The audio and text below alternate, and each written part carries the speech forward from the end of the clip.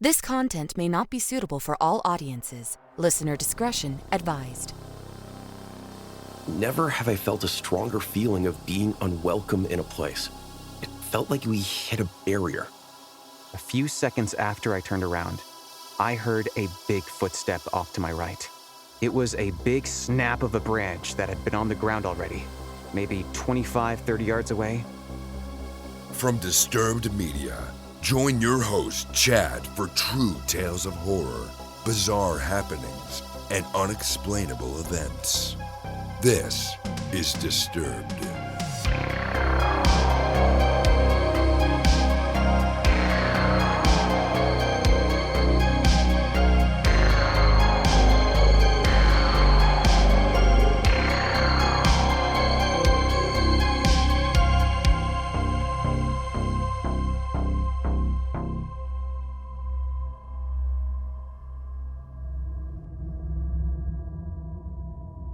Welcome back in, everyone, and thanks for joining me.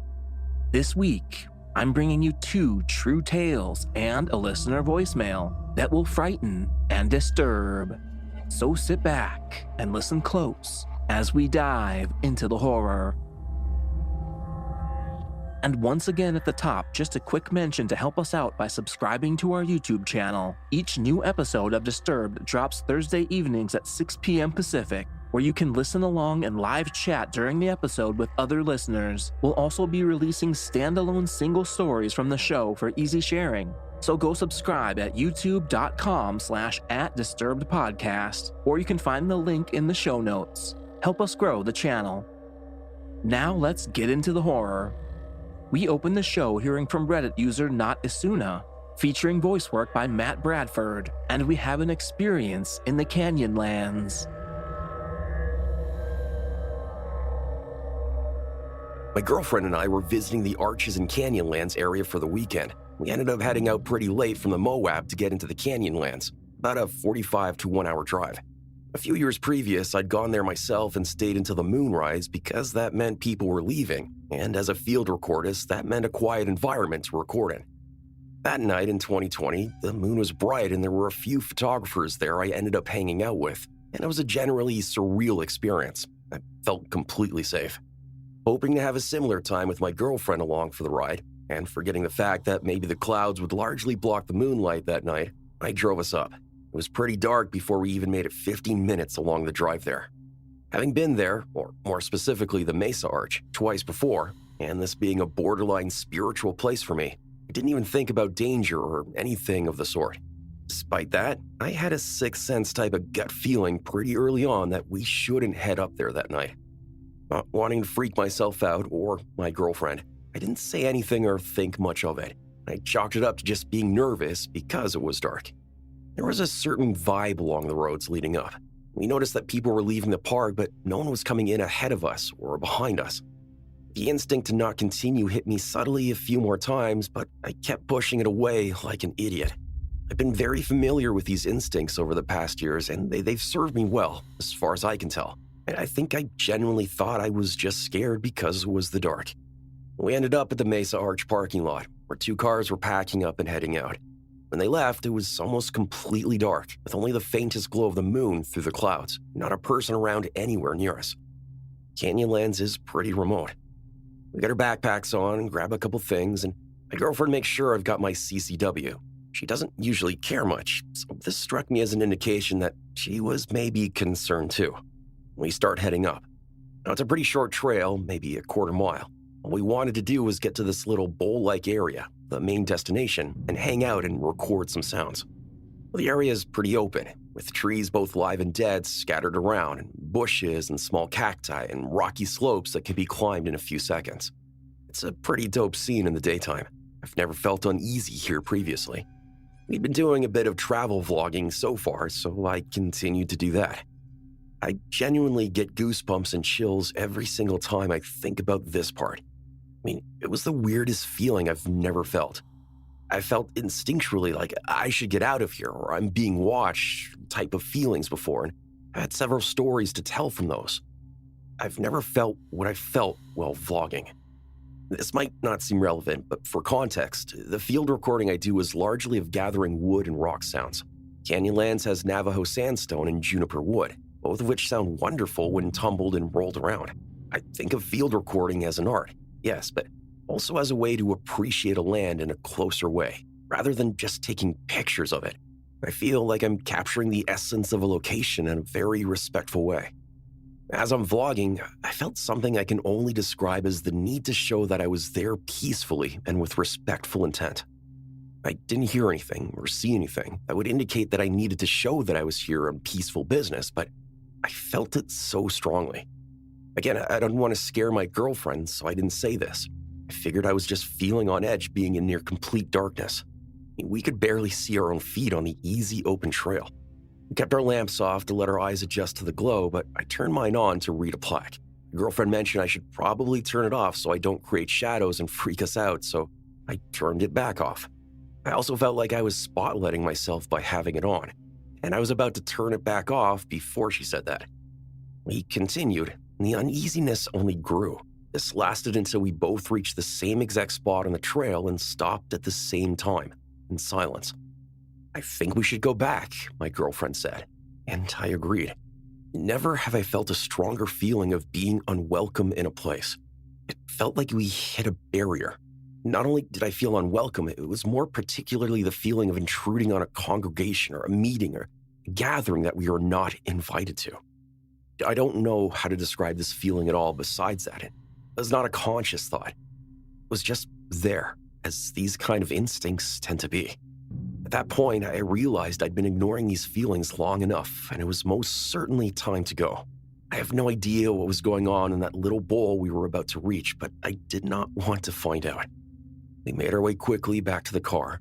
As soon as we got back, we heard a large pack of coyotes quite nearby, but in the opposite direction we'd been heading on the trail. If we'd continued on that trail, it was not coyotes we would have run into. Still, this felt like an additional cue to leave. My girlfriend said that's our cue. I badly wanted to record their yips, but common sense took over and we got the hell out of there. The road, completely devoid of any sign of other people, was particularly eerie. Driving back wasn't just trying to get back to our campsite in Moab. It felt like we were escaping, like when you turn off the lights and run up the stairs. Now relatively safe in our car, we discussed what had just happened. Every single unspoken, strong gut feeling I had had, my girlfriend had felt the exact same things, the exact same times. We both felt the need to show something as someone that we meant no harm by vlogging and to be chill outwardly. We both felt multiple times on the drive there on the trail that we shouldn't go. And we both felt the same times that we were like actors on a stage being watched by a multitude of something. We both felt unwelcome, like we were crashing a party. We felt the need that we needed to go at the same exact point on the trail. None of these were spoken aloud to each other at any point until we were back on the road GTFOing. As we drove, the moon became visible for a bit. I'm not familiar with moon stuff, but it had been a full moon a few days before. And that night it was large, not full though, and red. This was because of the red sand in the air from the windy day we'd had, I think. My girlfriend said that it also meant bad juju. Looking into the history of the region, and even the stories of strange happenings at Mesa Arch, I am sure we avoided something strange or dangerous.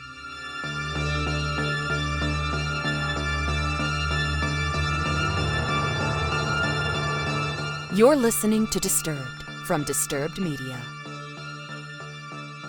Next up, we have a listener voicemail from Karen, and she explains some terrifying sleep paralysis experiences.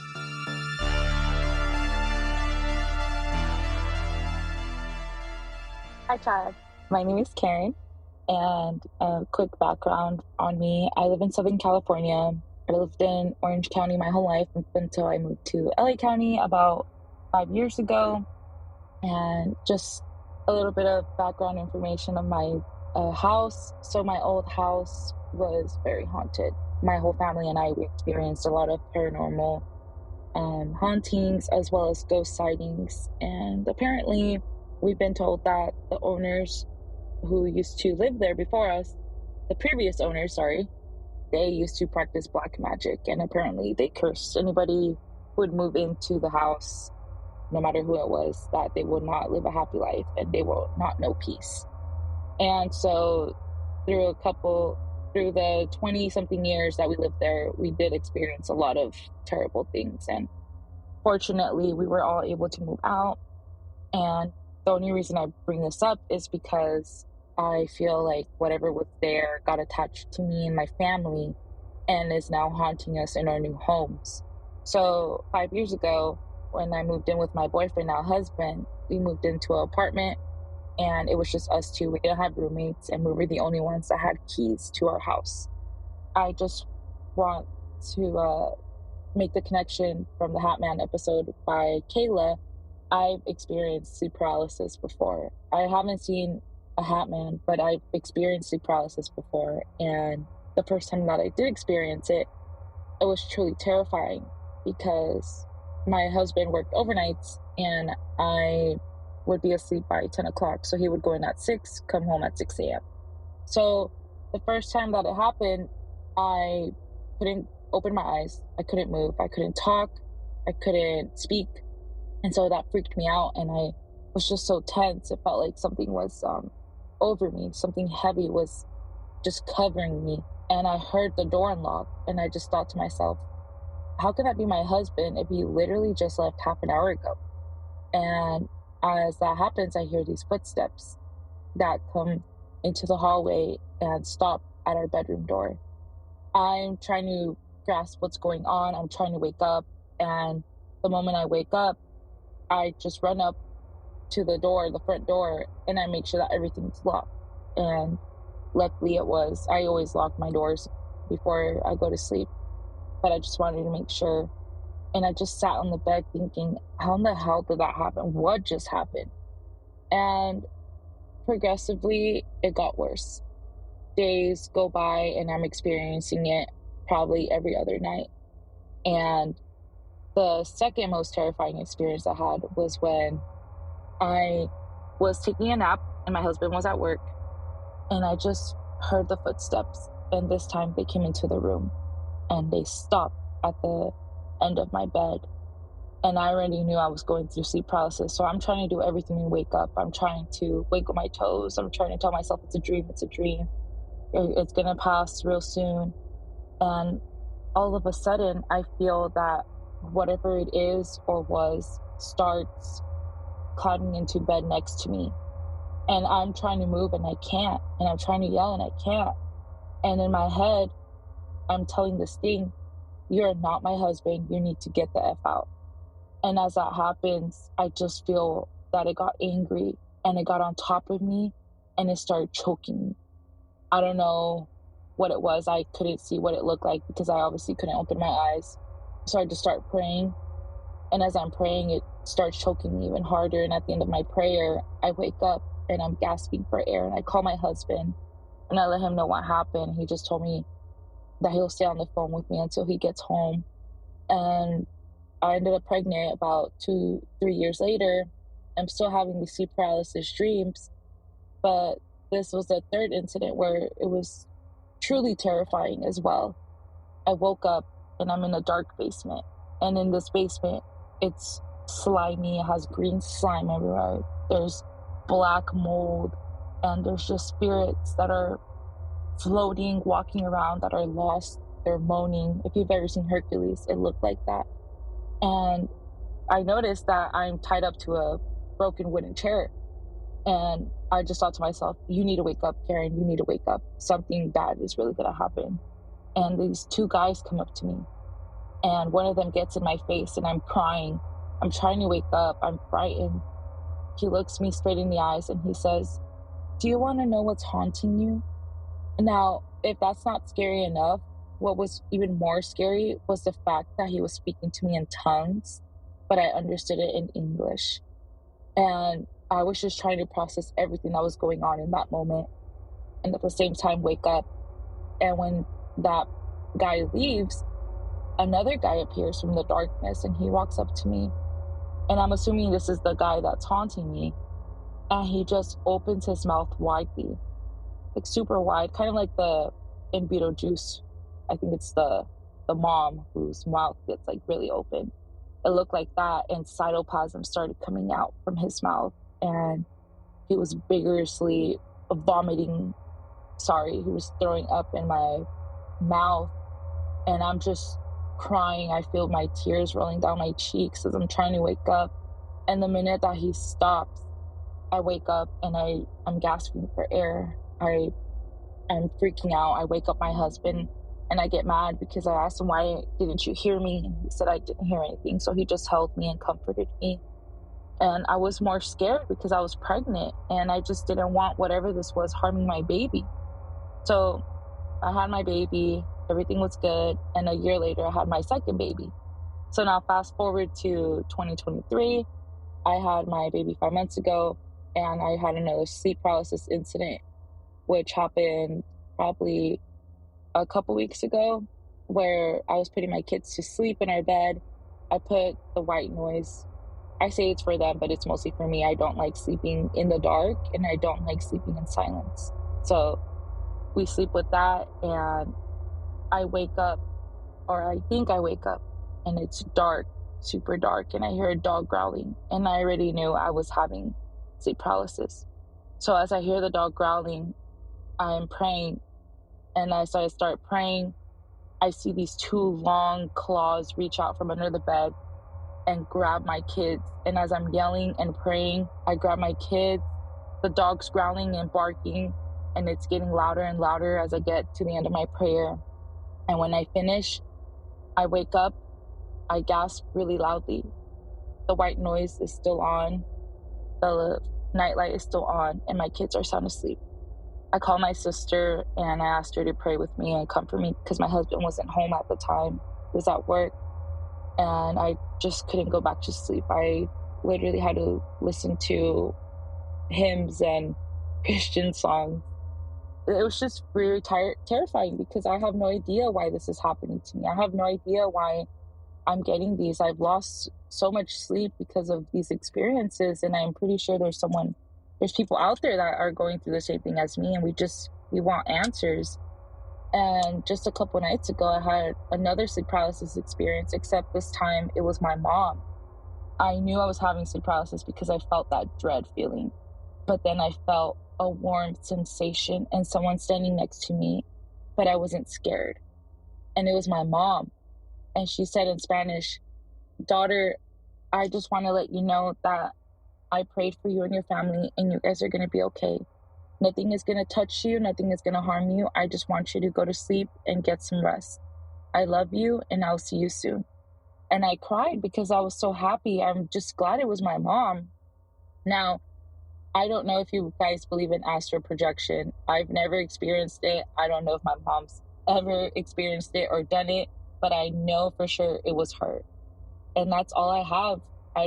I'm just hoping that I don't have any more sleep paralysis experiences where I'm really scared that I just can't go to sleep for days straight. And I hope that they get better, or at least that they go away. But once again, Chad, thank you for your podcast. It keeps me busy at work, and I hope to hear more scary stories.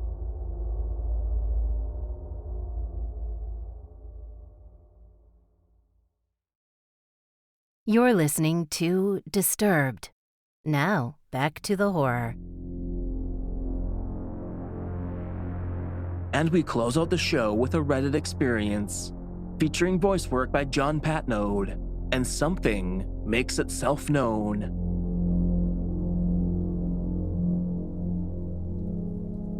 Before I start, I want to acknowledge that it's likely this was just a mountain lion. Either way, it's one of the scariest things that has happened to me in the woods. In early March of 2021, I was just barely recovering from a significant concussion, enough to where I could drive again. I still couldn't work for another few weeks and couldn't look at screens or even read, so I was spending plenty of time just going on short walks and such to pass the time in ways that didn't aggravate my head. I went to a small trailhead I hadn't been to before. If it weren't for the trees, I think houses about half a mile away or less wouldn't have been visible from the parking lot, so I wasn't exactly deep in the wilderness. I had a weird feeling I shouldn't go. I was alone, but as always, I was armed with my CCW and figured I was just being goofy because it was a dreary, cloudy day with some chill and a slight breeze. I approached the trailhead feeling very strange, like I really shouldn't be there. I saw a single car in the parking area and figured that maybe since a previous car of mine had been broken into at a trailhead a few years previously, I was worried it would happen again with my car now being the only other one up there. I backed in and hung out for a few minutes. 2 dudes with fishing poles came from the left, where I couldn't see but could clearly hear a rushing river. They got in their car and left, and my I shouldn't be here sense persisted. Being an idiot, I still got out and headed up the trail. I had no idea how long it was or where it went, but I didn't really intend on going the full way unless it was short. I just wanted to walk for a while outdoors. The trees hadn't gotten their leaves back, and it was a dreary day, as I mentioned earlier. But that doesn't normally put me on edge. As I walked, the strong feeling to turn back got more and more obvious. I felt myself glancing all over, literally constantly. It wasn't even fun anymore to be up there. It's only been a couple minutes, too. I mean, the feeling of dread was so immediately strong, I could still see my car in the parking lot when I finally decided it was time to go because it has gotten that strong so quickly. I turned around, hand on my pistol in its holster, and stopped to listen. A few seconds after I turned around, I heard a big footstep off to my right. It was a big snap of a branch that had been on the ground already, maybe 25-30 yards away. I'm not sure if it matters that the branch was already on the ground. Other than that, I know it wasn't deadfall. I've been working in audio for way too long and can tell a lot about an event simply by how it sounds. That might sound silly, but it's important to know that I could 100% tell it was a footstep that had, likely accidentally, stepped on a branch that was already present on the forest floor. I waited for a second or two after this big snap to head out. I looked over the place I'd come from, able to see what felt like a decent amount because of the lack of leaves on the trees, but I couldn't see anything that looked alive. Not wanting to trigger a pursuit instinct in whatever it was, I started walking down the trail. I had my sidearm in hand, drawn at that point. My car wasn't far, and I'm a naturally fast walker, so this seems like the best course of action. I got back to my car in a minute or two, and heard nothing at all besides the nearby river rushing by. Having parked into my spot, I started my car and put it in drive, but had my foot on the brakes. I wanted to see if anything came into sight, and then peel out of there if so. Nothing ever showed itself. Not that I could see anyways. As I left the area, the dreadful feeling went away, and I had a normal rest of my day, but shaken up a little. I don't know what it was, and I don't make any claims. As I mentioned earlier, at the very beginning, it was probably a mountain lion, as this occurred near the Box Elder area of Utah, and they're often seen even coming down into the cities, so one still in the mountains but only a half-mile from some fancy houses probably isn't too strange. Either way, a few things still strike me to this day. 1. Whatever it was, clearly knew it had revealed itself when it stepped on the branch, and was smart enough to recognize I immediately looked in its general direction as a result. The fact that something saw me notice its mistake, and that I still saw absolutely nothing in turn during the middle of the day still freaks me out. Mountain lions are notorious for their natural camouflage, so this still tracks. 2. The sense of dread before I even got to the trailhead. I felt this a few times, as you might see in my other post in r/The Truth Is Here, but even then, I didn't feel the same dread like I did here on this little trail. I knew I was going to be in danger, then ignored that, and then knew there were eyes on me by something I couldn't see myself. Then that instinctual knowledge was confirmed when there was very clearly a large step taken among the trees to my right. I have a handful of stories similar to this that are also 100% real things that have happened to me that I think I'll try to post someday. I keep running into similar situations because I keep going out when I have the sense I should not. Someday, I will learn.